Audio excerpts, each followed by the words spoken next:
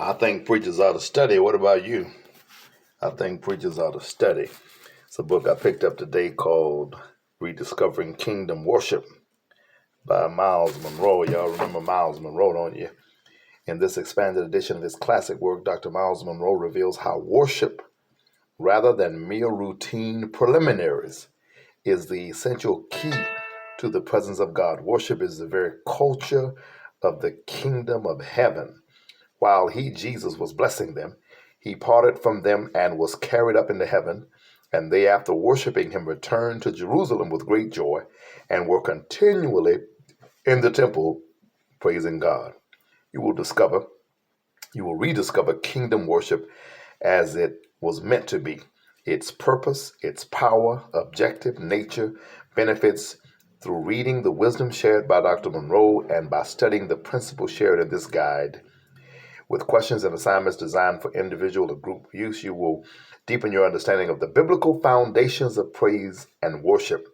Learn the key principles of kingdom living, boldly enter into worship personally and corporately, discover the 7 dimensions of praise, enjoy the presence of God. I can't wait to get started on that book. This is another one that's very important.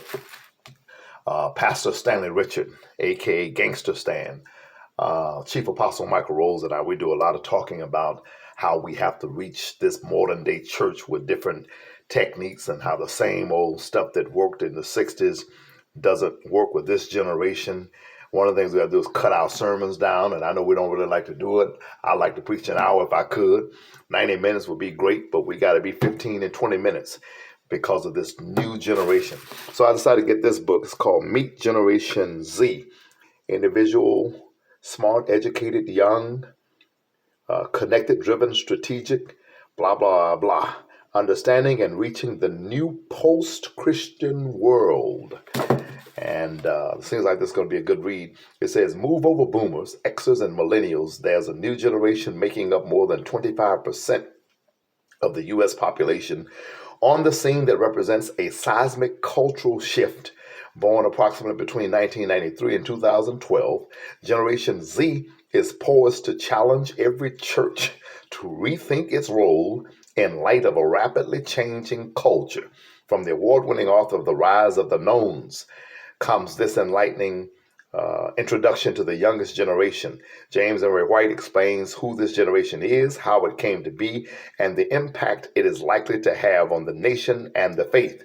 Then he reintroduces us to the ancient countercultural model of the early church, arguing that this is the model Christian leaders must adopt and adapt if we are to reach members of Generation Z with the gospel. He helps us rethink our old evangelistic and apologetic methods, cultivates a culture of invitation, and communicate with this connected generation right where they are. Y'all hear what I'm saying? So I'm going to get started on this book immediately. And then the last book I was able to pick up was called The Tongue, a Creative Force.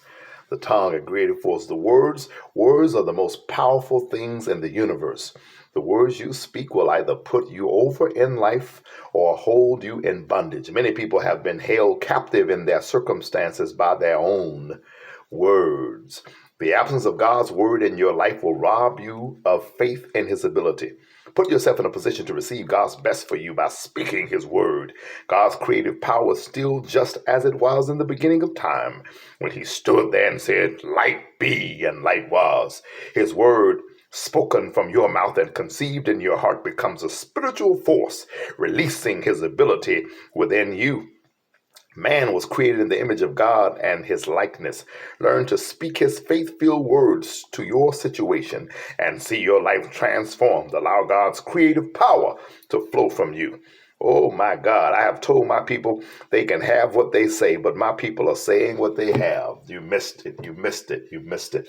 So I am sort of on sabbatical. My service has not been going down for a few weeks now. We're coming back this Friday night, getting ready to have church, but I just wanted to have just a little bit of a spiritual retreat and to get these books into my mind and in my spirit. And I'm the kind of guy, I'm going to read it. Anything else put on the shelf. I'm going to start tonight, and I'll be reading for several hours. And I pray that you would be one of the beneficiaries of what I learned through this reading. Preachers, we have to educate ourselves. We have to stay abreast of new information if we're going to reach this generation for Christ. And when this gospel shall have been preached unto all the nations. Oh, y'all missed that. God bless you, Pastor Sherman D. Manning. Yes, we can. Worship Center.